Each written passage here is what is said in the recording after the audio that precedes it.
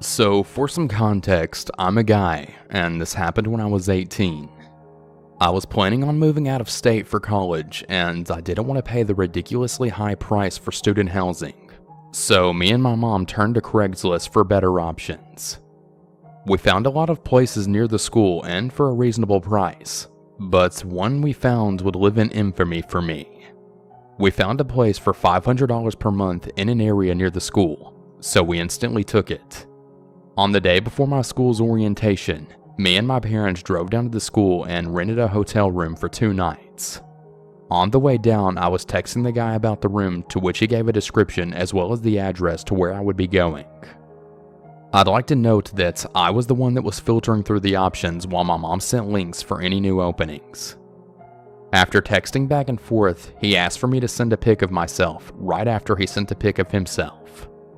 I sent him one, but by examining his pic, I began to feel a bit uneasy about it, especially after he failed to respond to any of my texts after the pic was sent, even the one where I asked him what would be a good time for me to check the place out. Later that night, I talked to my dad about it, and we decided to go to the address while my mom was asleep in the hotel. It was then that my suspicions proved to be true, as we were greeted with a trashy-looking trailer home with a white pickup truck parked next to it. Thankfully, it was like 2 in the morning, so he couldn't have seen us. The very next day after orientation, me and my dad explained our findings to Mom, where we decided that my enrollment at the school would be pushed back to the fall semester until I could find a proper place to stay. So from what I could guess, the guy must have thought I was an 18-year-old female looking for a place to move and that I would be checking out the place by myself. So when it was revealed that I was actually a fully grown man, he must have realized his plans to prey on a teenage girl weren't coming into fruition.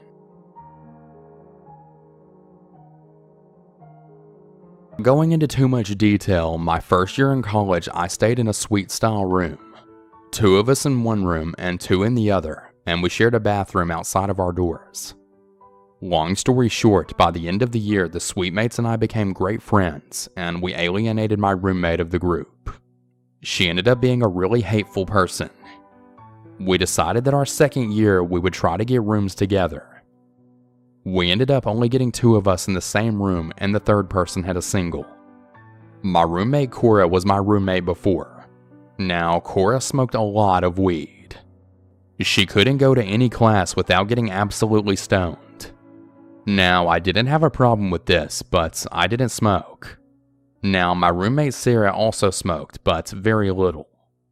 Again, the first few weeks of our second year were great, and we had a lot of fun, and we all got along really well. That is, until Cora flipped the switch and changed completely. The first red light was when I asked her if she could cover herself when she got out of the shower. She would shower and stay completely naked and walk around the room, and I explained to her how it made me uncomfortable. She was fine with it. I didn't care if she wore a towel, but just not butt naked in the middle of the day in our tiny room. Next came the weird instances. Sarah came over quite often and slept on the floor between us, and we had a lot of laughs throughout the night. But there was one night when Sarah was awoken by someone reaching over to her very close, too close, and they were brushing her chest. She just froze and pretended she was asleep. She opened her eyes a little while later, and Cora was staring at her in the complete darkness. No phone, just staring wide awake. From here on, things just went crazy. She would scream at the top of her lungs in the shower and after because she couldn't walk around naked. She began to pluck every single pubic hair while laying in bed under her blankets, making herself bleed. She also started punching things repeatedly, and overall she made the environment extremely hostile. After a few weeks of this, I decided to spend most of my time in the study room down the hall that was only big enough for one person. Cora and Sarah were in the room, and I see Sarah run frantically down to the study room door and ask if she can come in. I waved her in, and she was in a state of complete panic. While I was in the study room, Cora had a complete breakdown. She threatened to hurt me and how she was waiting until I got back so she could strangle me. She was throwing things around the room and speaking horrible things about me and my family. Things that were so bad that Sarah wouldn't repeat them to me. She got to the point saying that she would hurt me in my sleep and strangle me while I'm studying. It was so bad that Sarah was frozen in fear. As soon as Cora left the room and decided to go eat, that's when Sarah ran to me and told me everything. Apparently, it got to the point that she actually had a pocket knife in her hand and was pacing back and forth waiting for my return. I ended up having to switch rooms, go to a safe room, and completely change my situation because she wanted to hurt me. Sarah and I are still great friends after we both transferred at the end of that year. She decided to see her about a month after I left the room, and Cora had carved the word happy into her arm and scarred herself on her upper shoulder. She repeatedly badmouthed the situation like we planned on ruining her life, when in reality it was all her. She's the one who went crazy. I really don't know what happened to her. There's a few more details that I left out, but overall this person became a complete nightmare almost overnight. Be sure to really get to know the person before you become roommates with them. You never really know who they'll turn out to be. Be careful. The story happened to me years ago, but it still affects me to this day. The summer after I graduated high school, I was still living at home with my family.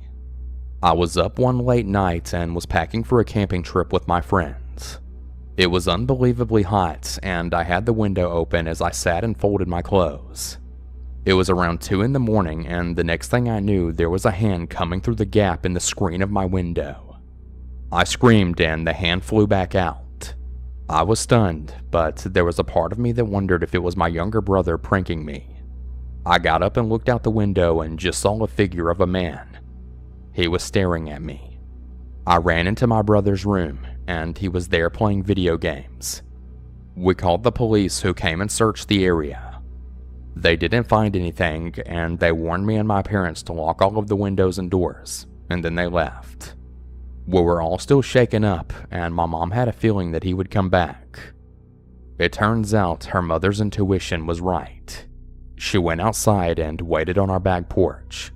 After about 20 minutes or so, she saw the man dressed in black slink into our backyard along the tree line. He hid behind a tree for a few seconds and ran to another tree and hid there, slowly working his way toward my window. My mother yelled something to him and he took off running. The police came back out again, but they found no trace of him. I never opened that window ever again, not even the curtains. My parents had installed some motion detecting lights, and that seemed to be the end of that. About 6 months later, my friend and I got an apartment downtown together. We were really excited as this was our first place all on our own. The apartment wasn't exactly the best quality, but it was so fun to be living in the city, and again, all on our own. The downside was that it was street parking only. After a few weeks, my car was broken into. Nothing was taken, but a single rose sat on the passenger seat. It was pretty creepy, but I vowed to be vigilant and safe. I always tried to park close to the entrance near the lights, but often it was difficult to get those spots, and I would often have to park further away on darker streets. Things quickly began escalating at this point. My car was broken into at least once a week. Most of the time a flower was left, which I always threw on the ground, but once there was a pair of men's underwear left. And even more creepily, once a bag of Tootsie Rolls, as they were my favorite candy. This made me wonder if the person doing this knew me personally, and I started to become really suspicious and paranoid of everyone. There was a laundry area in the basement of the apartment, and one day I went down to get a load that finished drying. As I started to fold them, I realized all of my undergarments, bras, and panties were gone. I mean, they were completely just gone. Another week I had a male friend over from school and his tire got slashed during the visit. By the time the first letter arrived, I had already started making plans to move elsewhere. The letter described a love for me that had been going on for years. He began to note things that proved he had been watching me very closely. I was able to arrange for another friend to take over my lease, and I moved in with another friend on the other side of the city. It was a secured building and had an underground parking garage that was only accessible to tenants. I felt much more secure, and the extra money spent was well worth the peace of mind. Things were quiet for a few months, and then my roommate got a boyfriend. Most of us were wary of Ashley's new boyfriend from the beginning. For one, they met on MySpace after he reached out to her. Another reason was that the new boyfriend Matt was extremely good looking. And while Ashley was a wonderful person, she just wasn't the type you would typically expect to date someone like him. Ashley was thrilled. She had never had a boyfriend and had really felt like he was her Prince Charming. I thought he was weird and creepy from the beginning. Matt was on the quiet side and he always seemed to be sporting an uncomfortable, leering smile. It was difficult to carry on any sort of conversation with him because he would always make it weird with some kind of random fact that was completely unrelated to what we were talking about. I had deleted my MySpace when the initial stalking began, but I created a dummy account to learn more about Matt. It didn't look like he really knew any of his friends in real life. There were only pictures of himself, and the rest of the information was vague. My friends and I gently tried to discourage her from dating Matt. He technically hadn't done anything wrong, but he was just strange. She would immediately get defensive and would shut the conversation down immediately. Matt started to spend more time at the apartment, and I found myself finding any excuse I could to avoid coming home. One day I came home from work and I found Matt on my couch alone drinking a beer. Ashley had been called into work and she told him he could just hang out until she got home. I was furious because I didn't want to spend any time with him, so I grabbed a beer and a snack and headed off to my room and shut the door. After about 30 minutes or so, he knocked on my door and suggested we watch some TV and get to know each other better because we both loved Ashley. I didn't want to, but decided that maybe I needed to give it a try. Give him the benefit of the doubt, if you will. He put on a movie and I tried to just focus on the movie because I didn't want to talk. At one point I glanced over to Matt and he was just staring at me with a smile on his face. I snapped a, "What? What are you looking at?" at him, and he just continued smiling and said, "I don't know. I just can't believe it." "You can't believe what?" I asked. He then said nothing and went back to watching the movie, still smiling. I had no idea what he was talking about, but the interaction had every hair standing up on my body. I then excused myself and then locked the door to my room. Another month or so went on, and I had managed to avoid being home for anything other than sleep and showering. Matt practically lived there now, and he had even brought a bunch of his things into Ashley's room. I really didn't want to move again, but I was beginning to look for other options. On their 6-month anniversary, I saw a huge bouquet of flowers on the table, and an already open card propped right next to it. I rolled my eyes and was about to leave when I decided to see what the weirdo wrote to her. When I opened the card, my heart started beating through my chest. Without even reading the words he wrote, I was shaking. The handwriting was exactly the same as the one my stalker had sent.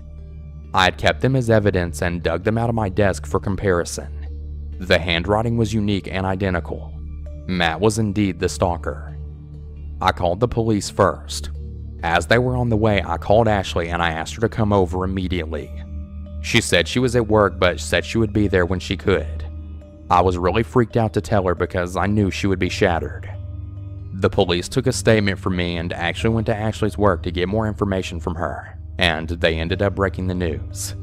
Apparently, Ashley called Matt and left a furious message, even though the cops told her not to say anything, and he completely disappeared after that. There was no Matt or anyone matching his resemblance at the place he said he worked. Ashley had never been to his apartment because he said he had been staying with friends while trying to save money for a trip to Europe.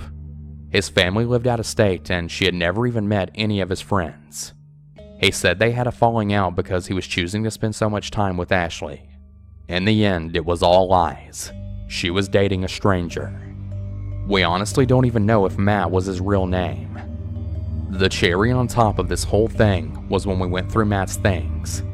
He had left all of his things when he disappeared, and Ashley and I decided to go through all of his stuff. There was a duffel bag that was full of gym clothes, but in one of the compartments there was about 10 pictures of me. All of them were taken far away with the exception of one of me sleeping. The sheets were current, so I know it had to have been at the current apartment before I started locking my bedroom door. A few of the pictures dated back to before the incident at my parents' house, which made us think that that was him as well. 2 pairs of my missing underwear were there, and I shuddered to think of what he did with the rest. A Starbucks lid with my red lipstick marks, a necklace I hadn't even noticed missing, a few other random sick souvenirs. It was so creepy. Unfortunately, the police were never able to track him down. I decided to accept an opportunity overseas that I'd been considering, and I got the heck out of there as soon as I could. Unfortunately, Ashley and I quickly drifted apart. She had a really hard time accepting that her first love was a complete psycho. I think I had some underlying anger for believing all of his lies and letting him into our lives. I didn't know what his end game was. Would he have tried to hurt me, or was he just simply content with being involved in my world? I guess I'll never know. Being stalked changes you. Even when I lived across the world, I looked over my shoulder everywhere I went. To this day, I still have no social media accounts attached to my real name. If I had to guess, he's probably messing with some new woman now. But every time I visit my hometown, I am tense to keep a low profile. Part of me will always worry that Matt will resurface again, but I really hope that never happens. I just woke up in the middle of the night remembering this and needed to get it off my chest. When I was about 16, my father, brothers, and I lived in an old rundown house in the middle of nowhere. It was a private rental. My brother would do work for the landlord to pay our rent. Our landlord never came off as particularly creepy, but that could be because I rarely went outside when he came over to talk to my dad, and he wouldn't dare do anything in front of my father. I was home alone one day. My dad and brothers went out somewhere, I don't remember exactly where, and I had my dog in a fenced-in yard outside, but that was it. I was in my room doing whatever I was doing, probably playing The Sims 2, and we lived in the middle of nowhere, and there was a long driveway which the window of my bedroom directly faced. I couldn't see or hear anyone driving up the driveway. I saw a car, not my dad's, and kind of immediately freaked out. I ran and shut all the blinds in the house and turned off all the lights and checked the doors, making sure that they were locked. It was our landlord. He lived next door about 2 miles from our house, and yes, that was the closest house. This wasn't the first time that he'd come here unexpectedly. It happened twice before, and both times I was home alone.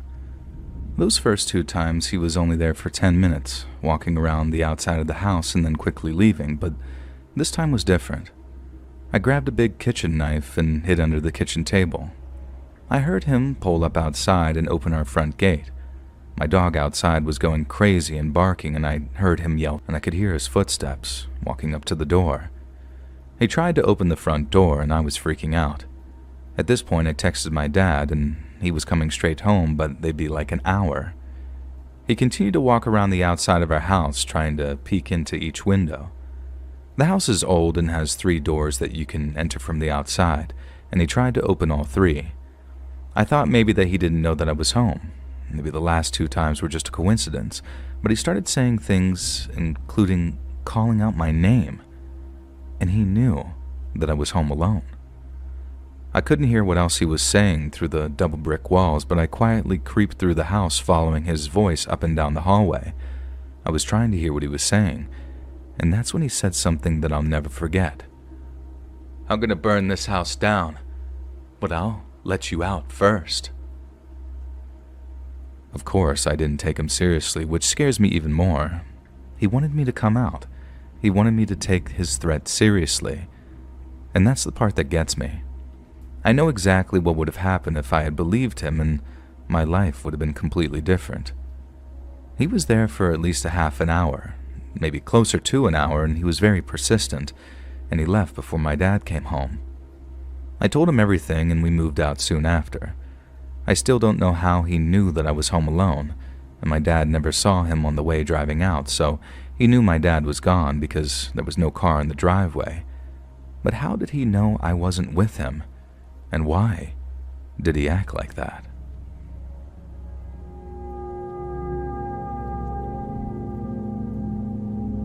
So this actually happened about 2 hours ago.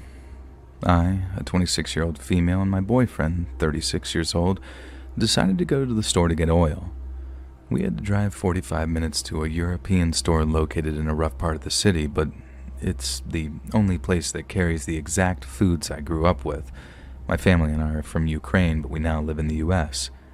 It's challenging to find authentic stores that have exactly what we used to eat, and this is the only place I've found that even has the same brands.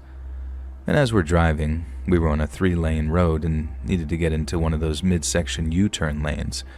We moved into our left turn lane and suddenly, a black car sped from the far right lane, cutting through the middle lane and nearly hit us as it forced its way into our lane. My boyfriend and I were shocked, and then the car stopped at a green light meant for the U-turn. My boyfriend gently honked twice just in case they were distracted to let them know that it was their turn to go. They moved forward and we turned into the parking lot directly to our right, heading to the store we needed. However, the car had just cut us off and then swerved across 2 more lanes and drove onto the sidewalk, entering the same parking lot and started tailgating us aggressively while laying on the horn. My boyfriend decided to drive a bit further into the lot rather than parking directly in front of the store. At that moment, I realized that his car camera, which usually records the front and back while driving, wasn't on. I tapped it, thinking that it would start recording, but it didn't. We realized that it had somehow disconnected from the car.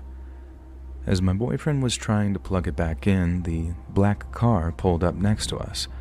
I saw 3 young men, probably around 18 to 20 years old, inside. They were all African American, and the driver rolled down his window and started reaching for something, and I panicked, screaming at my boyfriend, "Just drive, go, go." He slammed on the gas, and we sped off with the black car still following us. My boyfriend suddenly started doing donuts in the parking lot, trying to shake off, while I was screaming, "Oh my God, call the police, I need to call the police." And I managed to dial 911 just as my boyfriend finished the last donut and began driving out of the lot. The black car continued chasing us until we got about 3 to 4 blocks away from a police station. The 911 operator asked where we were, and in my panic, I stuttered, trying to describe our location. My boyfriend, who used to drive for Uber and knows the streets well, shouted out the road as we were passing. The black car kept following us until they probably realized where we were headed and suddenly swerved off onto a random road. At some point, the call disconnected, but the officer called me right back and stayed on the line with us until we arrived at the station. We explained what happened, and the officer was kind, and he even offered to escort us back to the store in case those guys were still around. We showed him the skid marks in the lot, and he joked about them, and everything was all good. He did some paperwork while we were quickly grabbing the sunflower oil that I wanted, and my boyfriend tried some authentic Slavic ice cream for the first time, which he agreed was much better than American ice cream. We decided to cut our day short and thanked that officer and went home. My boyfriend said that he was amazed at how quickly I made the right decisions and was surprised I even called the police because he knows I have a history of being assaulted by 2 on-duty officers 4 years ago, which has left me terrified of calling or speaking to the police. But in that moment, I was so scared of getting shot, and my only priority was to have the police there to keep my boyfriend safe if something happened to him. I was so terrified that my chest actually hurt, and I'm so happy that we're safe now. My boyfriend was now laughing, saying he can finally prove that front-wheel drive Dodge cars can do great donuts.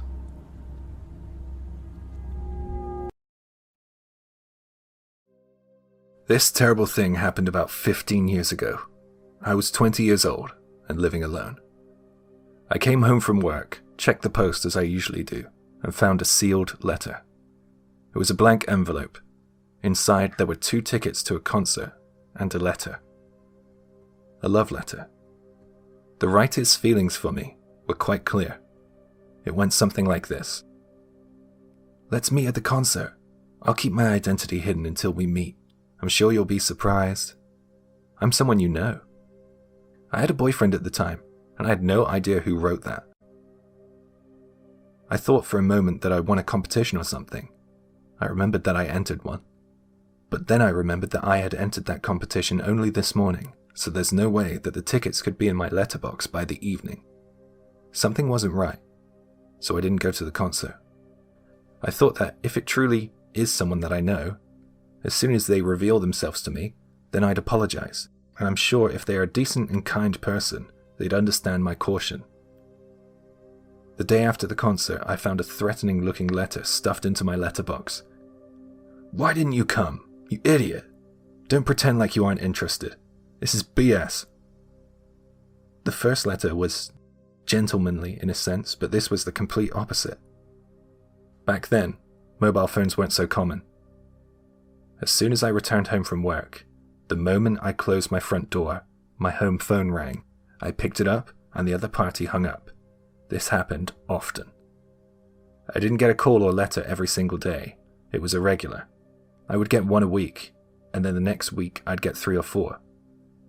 This kind of thing went on for about 3 months. It was so creepy that I ended up moving away. Finally, peace. Well, that's what I thought. Until 1 month after I moved into a new place, the same thing started again.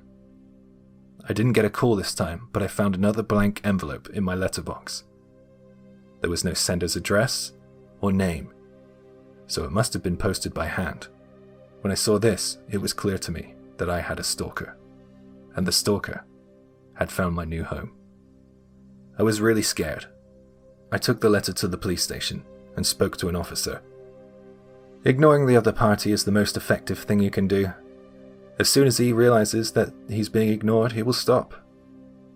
This advice doesn't solve anything, I thought. Then the officer said, "Look, women who live alone often get lonely, right? And sometimes single ladies have a tendency to allow harmless antics to get blown out of proportion." He laughed and thought I was delusional. Back in those days, the word stalker wasn't widely recognized in Japan. The laws in place aren't what they are today. I felt so sad that he didn't try to help me. He didn't back me up. It was like he took the stalker's side. I'll just move again, I thought. But around that time, my boyfriend and I were talking about marriage, so I moved back to my parents' house while we talked it over. My parents' home was in the same prefecture, but it was way out into the sticks, so commuting to work was a real pain. But I thought, at least I'd be rid of the stalker. I was wrong. Carnage and bloodshed were right around the corner for me. I finished work and headed towards the train station. On the way, a man stood blocking my way. When I tried to go one way, he stood in that way, and when I tried to go the other, he blocked me again. He towered over me. He was peering down at me. His jaw hung open, and he was breathing through his mouth. It's him. It's my stalker, I thought. But I didn't recognize him.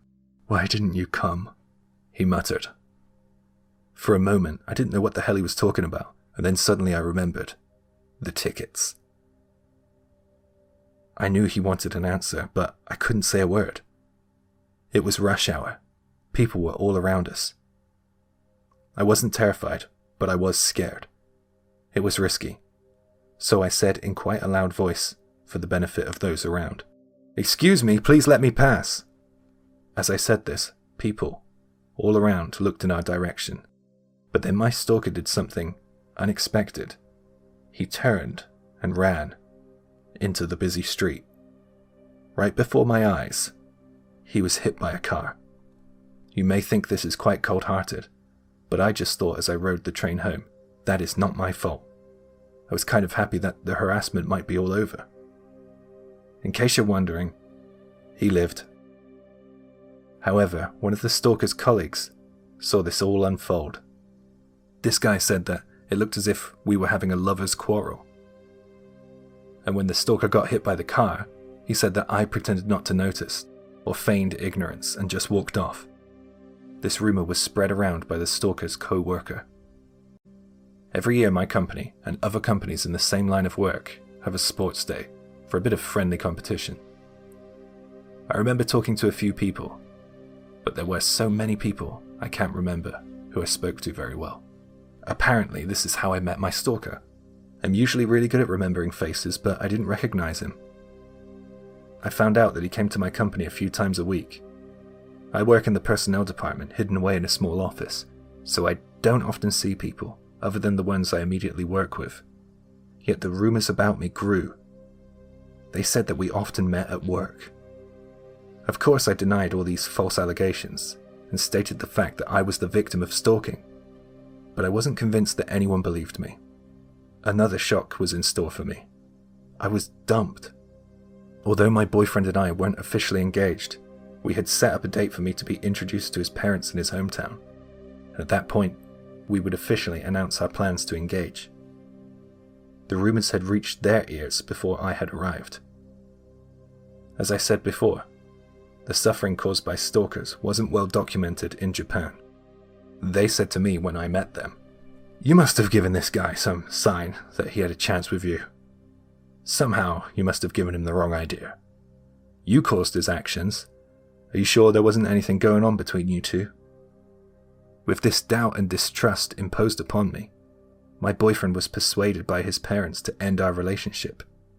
I couldn't believe it. I wanted to escape. I wanted a fresh start, so I resigned from my job as well. It has been over 20 years since this has happened, and the wounds caused by the stalker still feel fresh. My desire to work hard at the assumption that I would eventually get married and spend my life with a husband has died. I came to the conclusion that I would end up alone. So far, I'm right. This took place 10 years ago when I was 23 years old. For some context, I'm a male and live in the suburbs of a major city in the US. For the most part, the city was relatively peaceful and quiet. The crime rate was low and the people were friendly. I've made a few friends with the locals of my neighborhood and always saw this city as a place where I could be free. However, that all changed in just one evening.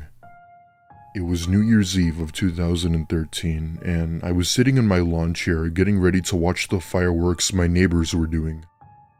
They went all out with fireworks every year, and why buy some when you could just see their show? So there I am, sitting in front of my driveway drinking a beer when I hear someone start screaming from down my street. Keep in mind, this was about 2 in the morning, so this was around the time where people had been sleeping. I then see a woman turn the corner, banging on doors while screaming her head off. She's blurting out these demands to let her in, that she needs help, and that he's, quote, chasing me. By the looks of it, she looked distressed and seemed as if she had just gotten out of a fight. At this point, the family across the street had already launched their fireworks and everyone was inside. I fold up my yard chair and go back inside to lock the front door, debating on whether or not to call the police. About 3 minutes later, the woman who had been screaming then came to my door and starts pounding on it. She explains that this, quote, guy is trying to chase her and that she demands to come in. Now, my house is located where I could see down my street, and when I did, I hadn't seen anybody out there other than her. I'm not one to deny help to someone in need, but there was something off about this woman. Something told me that the only person who was in danger was me. She's pleading for me to let her in, and I tell her that I couldn't, but that I could call the cops if she'd like me to. She disregards my offer and still insists on letting her in, only this time in a more demanding tone. I tell her no once again and to please leave my property. It was only when I said that where she then leaned in closer and said 5 words that have haunted me ever since. You made the right decision. After she says that, her demeanor completely changed. She was no longer screaming and she no longer looked distressed. She just turned around and walked away into the night away from my house. I never saw that woman since that day, and I hope I never have to. Throughout my life, I've always thought that I lived in a nice city, but I guess I overestimated it. It's safe to say that scary things can in fact happen at night. Because scary things do happen at night, especially on New Year's. This just goes to show you that nothing good happens after dark.